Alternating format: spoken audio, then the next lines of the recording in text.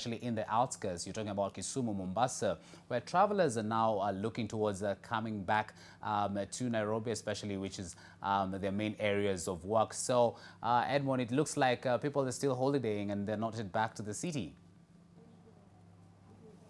Yes, Laban, the holidays are obviously over and the city is back to life. This is Moi Avenue, one of the busiest streets within the capital city. And you'd be mistaken to actually imagine that it was a holiday just yesterday, because today people are back to the capital and business people, traders, all back to work, doing what they do, trying to make that money after, of course, having spent a lot of it during the festive season. So traffic, both human and vehicles, back to the city in their numbers, traders doing what they do, a lot of other people who have businesses within the city, one or two things to do, are also coming to the city. As you can see, businesses quite open today after having closed, quite a slow and quiet 1 week or so for the festive holidays, like you said, Laban. So as you can see, a lot of people within the city doing what they need to do, coming back, of course, a lot of them to work, others just handling their businesses. Some of them, the small traders doing what they do, the border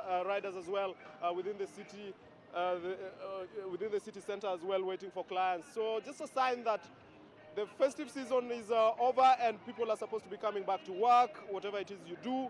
Remember, this is also the first day of the opening of school, so a lot of students as well are doing some shopping, some of them heading back to school, some will be opening from tomorrow and the rest of the days. So very busy, as you can see from those pictures with our cameraman Eric Isinta just showing us what is going on right now. Let's just find a couple and speak to them and get a sense of what they felt of the holidays, and now that business is back, how they plan to spend the year. Tuzungumze na huyu mwenzangu. Hauko tayari kuzungumza? Kuhusu tu holiday imekuwa vipi na sasa umerejea kazini? Holiday imekuwa safi. I'm Thomas Momanyi kutoka sehemu za Kisii.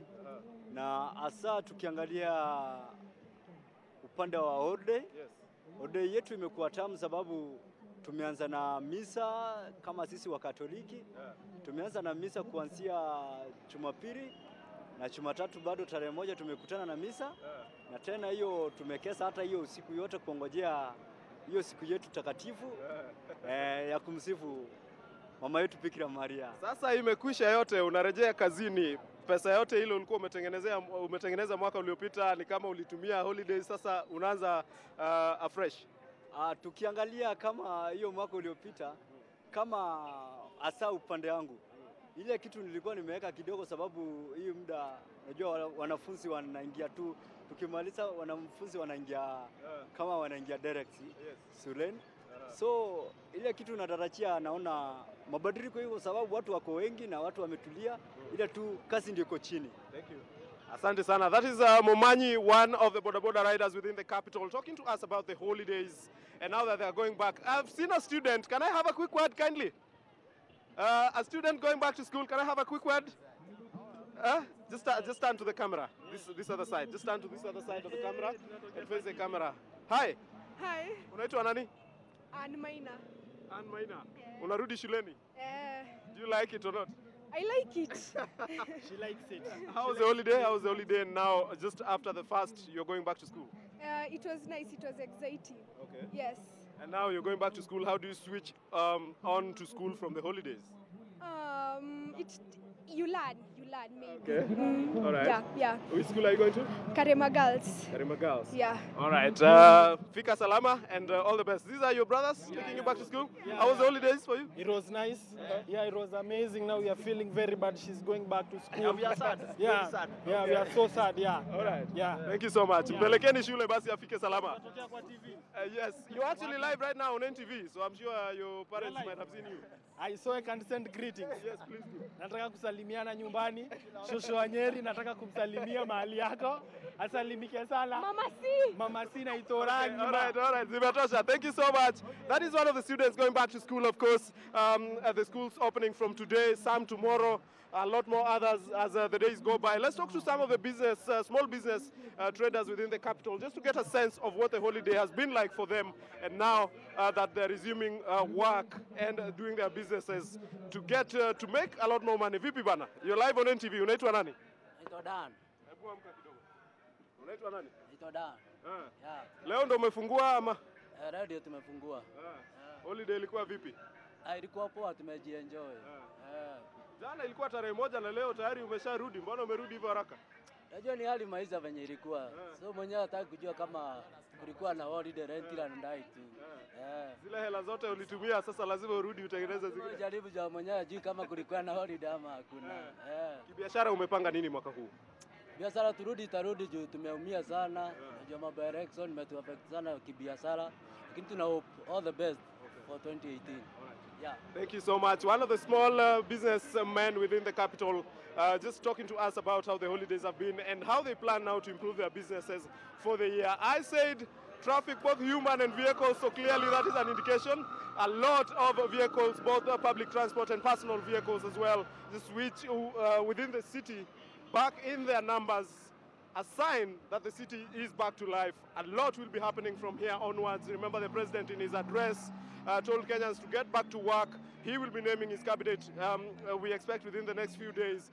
Just a sign that Kenya is ready to move forward after a very turbulent 2017 year in which there were elections, a couple of elections, extraordinary year that was, and now going forward to a new year in which we now need to chart a way forward in terms of development, in terms of improving the nation. That is on a nationalistic perspective, and also individuals within their own households have their dreams, their businesses to do, their kids to take care of. School kids need to go back to school and all of that. So that takes effect from today. People coming back from wherever they had gone to celebrate the holidays and back to work, back to their normal days. Laban. Thank you very much, Edmond. Wow, indeed, I'm grateful for that excited, of course, piece of journalism there. You spoke to actually a student and a business practitioner, just kind of getting a sense on what is actually going on the ground. Maybe perhaps we were a bit, had a different opinion in the sense that business is slowly resuming back to normalcy, but as you said, Edmond, there, that everything is back to normal, especially around the Moy Avenue stretch. Well, moving on, and 3 days after the deadly crash that claimed the lives of 37 along the Sachangwan-Salga stretch of the Nakuru-Eldoret Highway, motorists still appears have not learnt any lessons, and it's a business as usual. NTV's Enoch Sikolia has been on that stretch since morning, monitoring drivers' behavior, and he now joins us live. Enoch, what have you observed so far?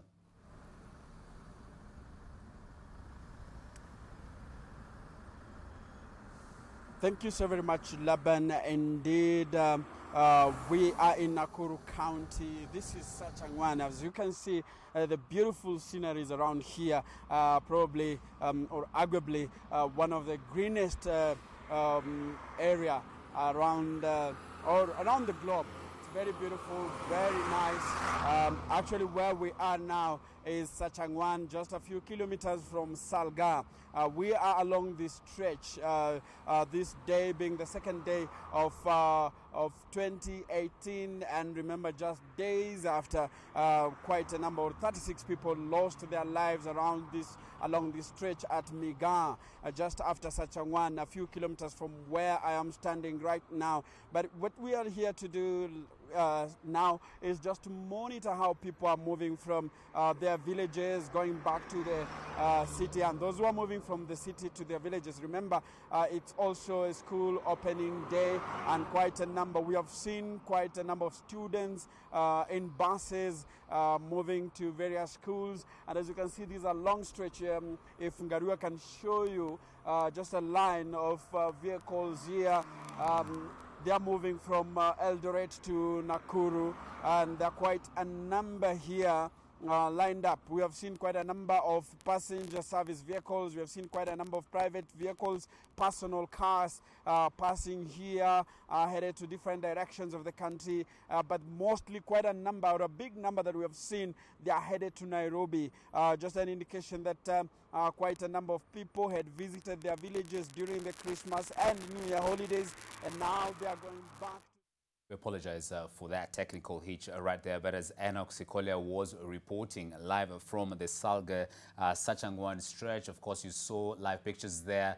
There has been quite a snail's space, and I'm told we're going to go back to him right now, so let's go back to Enoch just a bit. Tumehang.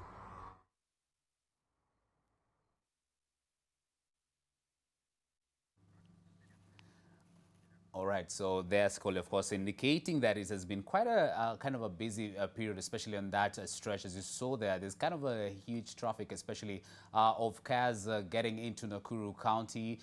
We don't know, of course, that has been an area that we have many NTC officials who are there. We want to just quickly pose to him, how is the enforcement of the traffic rules?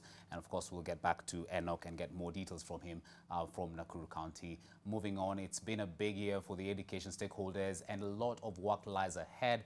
NTV's Sharon Barange is at Nairobi River Primary School to observe how teachers are preparing for the challenges ahead. Sharon, we were just discussing earlier about the new syllabus. How is the implementation on the ground, seeing that today is actually the first day?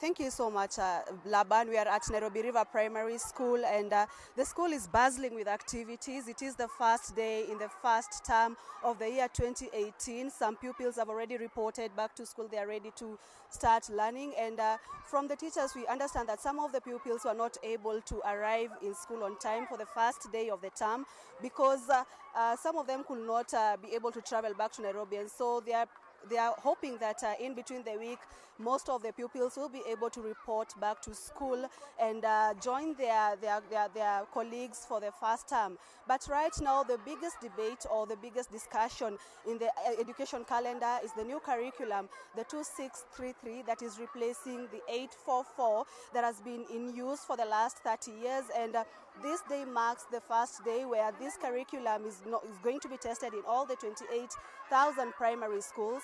And right now I'm joined by a teacher from Nairobi River Primary School who has also attended the induction, or rather the training of this new curriculum, and is going to take us through and explain to us in simple terms what the 2633 curriculum is all about, and if as teachers they are in support of this curriculum. Welcome to the set. Madam, kindly introduce yourself. My name is Mrs. Ruth Azenga, a teacher from Nairobi River Primary, and I take the lower primary classes. Yes.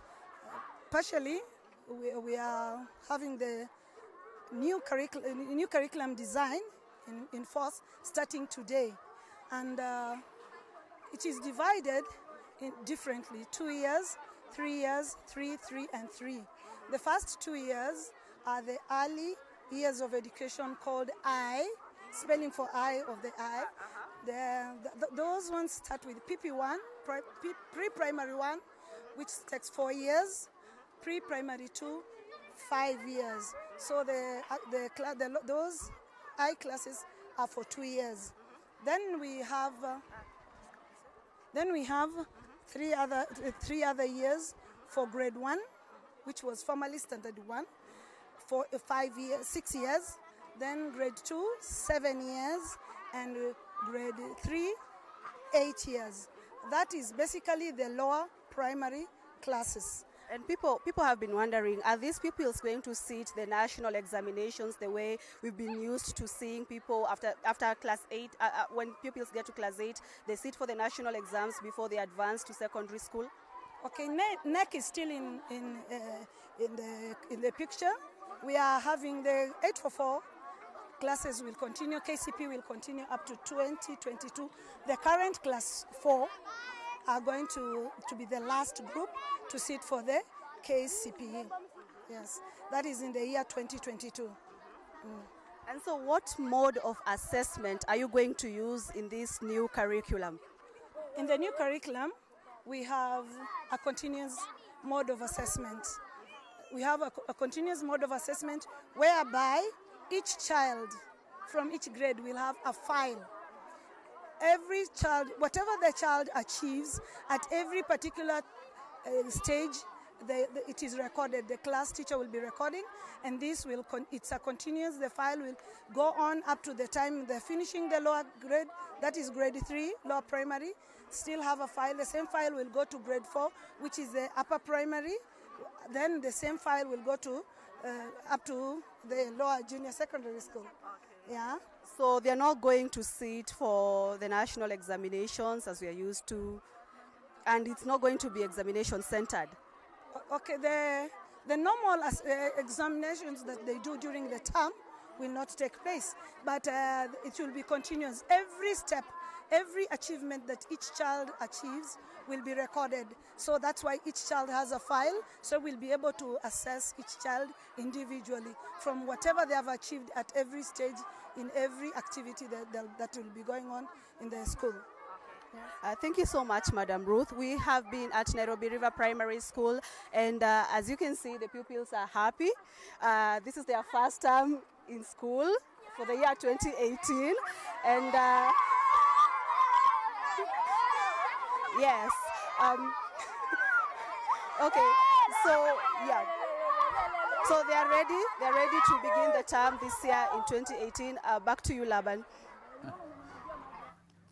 Thank you very much, Sharon Baranga. You must be enjoying yourself there. Of course, personal regards and best wishes to those people there, even as they take on this new year. In case you're wondering about the 2663 syllabus, we're going to come to that story shortly and just give you an overview on what exactly this means for the year. But right now, let me take you straight away to Kisumu County, where, of course, there's been a transport crisis persisting, with many expecting it to get worse as students start returning to schools. NTV's Oko Kusa now joins us live from the county. Oko, what's happening on the ground?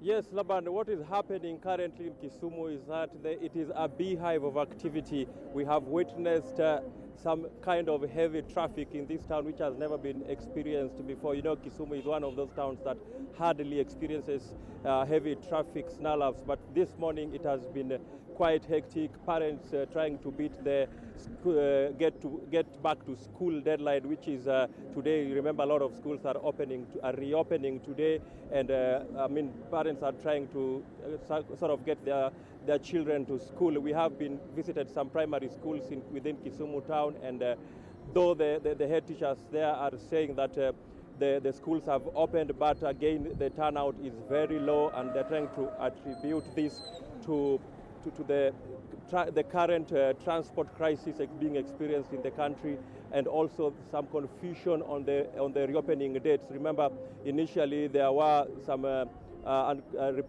conflicting reports that the opening dates will be today, and others are talking of 9th. But while in real sense it is the Form 1s who are supposed to report on 9th. So that has caused a lot of confusion in some schools and occasioned that low turnout that I've just mentioned there. We have also been to some bookshops and even supermarkets where there's a lot of traffic there. But bookshop owners are telling us that the parents who are going in there are actually not buying textbooks, but what they're purchasing are stationaries, because as we speak, the government had given indication that it will be supplying textbooks to schools, and therefore parents actually up to this moment don't really know which particular textbook the government will be supplying and the ones that they're meant to purchase. So basically that is what is happening at the Kisumu bus park where we were yesterday. We were again there today in the morning, and we have witnessed a lot of students stranded there, especially those ones who are heading towards Nairobi and Mombasa. Remember, there are no buses that are plying those routes in the night after the ban by the government, and therefore all the, travelers are supposed to actually do their traveling during the day, and that has caused a lot of confusion at the bus park. We have witnessed a lot of passengers there, but a shortage of vehicles to transport them to their destinations. Again, we visited quite a number of secondary schools around here, but their gates still remain closed. Apparently, most of the secondary schools will be reopening tomorrow, not actually today. So the few that we have visited around, like Joel Omino, we were at a place at a school known as Joel Omino in the morning. It's only the teachers that have reported, and they were in a closed-door meeting trying to set up for the new term. So basically that is what is happening here, Laban. A lot of movement here and there, parents and their children. We are seeing a lot of uniforms on the streets, trying to grab the last minute shopping in the supermarkets around so that they can get their children to school. Laban. Thank you very much, Oko. Because we actually kind of wanted to get a clear indication of how much it will cost you, for a bus ride from Kisumu to Nairobi, and maybe you can give us that in subsequent bulletins, reports that actually traveling from Western Kenya. Fares have actually doubled to Nairobi, and of course, this is in view of the festive season. But of course, moving back to education matters, where parents in Wajir East are raising concerns over the high numbers of Form 4 candidates who have failed to make the grade for admission to university. Now, 1,450 candidates in the constituency, scored C- and below. That's in 2017. That's in the Kenya Certificate of Secondary Education, KCSE. Parents are worried that with each year passing, the number of students failing to join university is increasing, and this is now posing a security threat in the region. Come to secondary school, the number of candidates that have done the exam are 1,479. And out of that, as you are told, 1,450 have a C- and below to E. It's a challenge. But the greatest quagmire is in secondary schools. We have an overall failures in terms of the performance of students in secondary schools, in the 12 secondary schools that are in Wajir East. And we realized that there's a significant number of them who cannot be able to make to secondary schools, to university. Only 50 candidates met the grade for admission to university, and parents are blaming the mass failure on teacher shortage in the constituency. About 1,450 that needs direction. They need support so that they are our children, they are part of the society. And we need to give them direction on how they can be able to pursue their life. We thought it wise so that we can be able to talk to them. And we're going to have a day specifically for those 1,450. But I am sure there's a way out that we are going to make with the leadership and the stakeholders where they will go, including the village polytechnic and other courses like veterinary.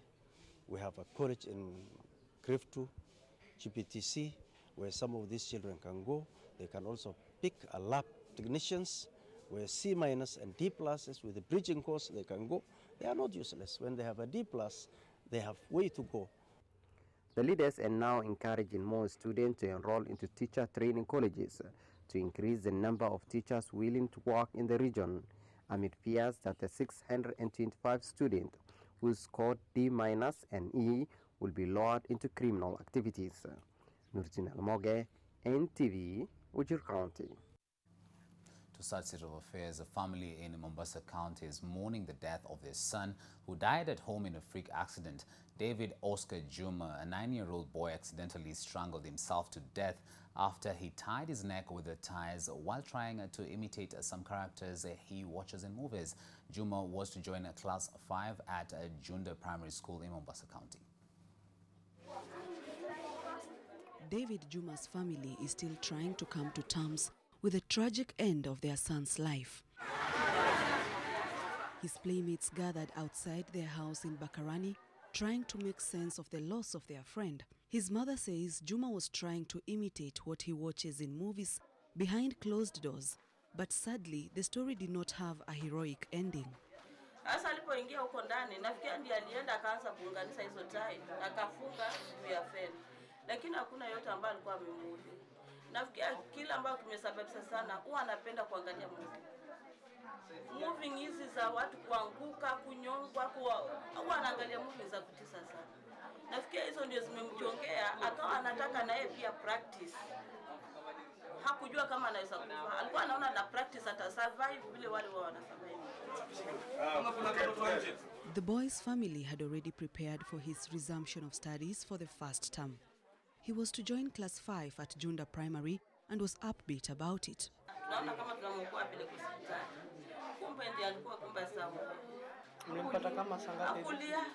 Juma's family and Bakarani residents condemned police for arriving late to collect the body after the incident was reported. 4 hours later, his body was taken to Coast Provincial Hospital mortuary. Sharon Baranga, NTV. Our condolences, of course, to the family. And still not moving away from the coast, businessmen in Mombasa are lamenting a drop in earnings, which they blame on the ban on night travel. They see that the travel ban had forced persons they hoped will be clients to cancel their planned trips to the coast region, which vendors say there were very few up-county customers owing to the travel ban. Unakuja unapata ni sawa, mtu alikuwa mpangilia holiday yake labda ataondoka hapa tarehe 4 tarehe 5, lakini imefika kiwango cha kwamba sasa amekatizile holiday yake kigafla, akimbia anze kuangalia mambo ya shule. Angelia extend mpaka next week tarehe 8 ama tarehe 9 kule. Unaona? So sasa hizi ni kama kufinyilizia wazazi pia. Wakipandisha vitu kule juu, sisi tuwaumia. Ndio unaona mtu anakuja hapa kujivinjari, anaangalia maji tu, hata soda 50 hawezi kuweza kununua. Mtu anunua njugu tu, hata maji hawezi nunua. Ananunua njugu karanga tu peke yake, anakaa chini anajivinjari. Krismasi imeisha, mwaka mpya ndio huo tena. Hiyo njugu ni shilingi 10, atufinya sana. Yeye ningekuwa ndara. Compared to last year, hakuna uwezi compare. Last year was worse. This year is even more worse. Na tunasema ni mbaya, ni mbaya. Kama boti inaweza beba watu 10 na tunataka watu 20. Still on matters business, well, the revival of the first commercial cargo in Nairobi yesterday was made possible through a system integration involving Kenya Revenue Authority and the cargo owners and the Kenya Ports Authority, that's KPA.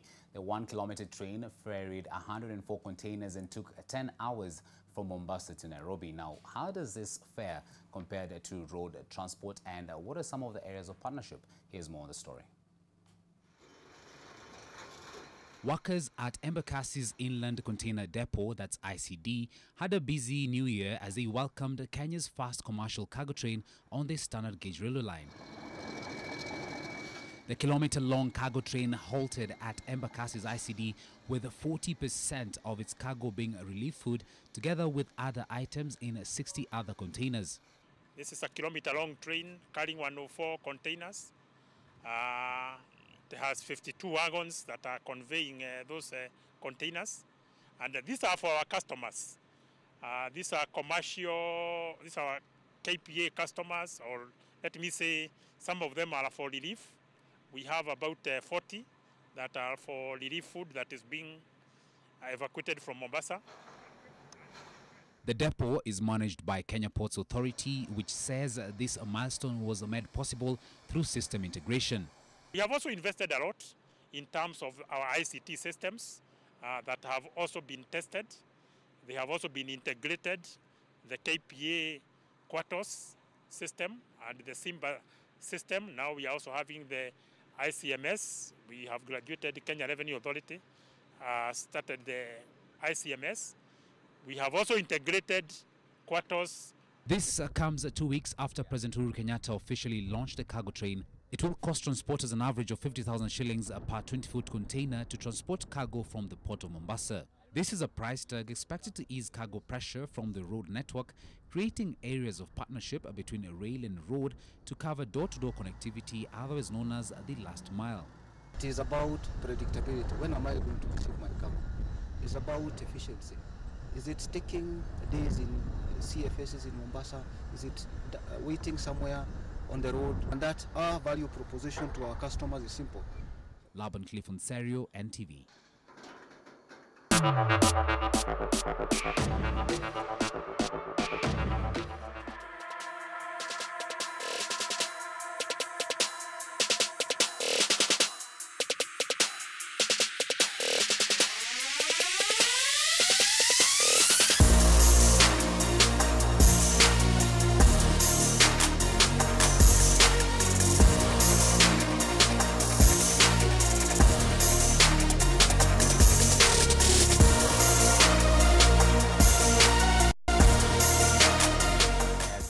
Players made him proud during the Red Devils' 2-0 win over Everton in the English Premier League. That's at Goodson Park.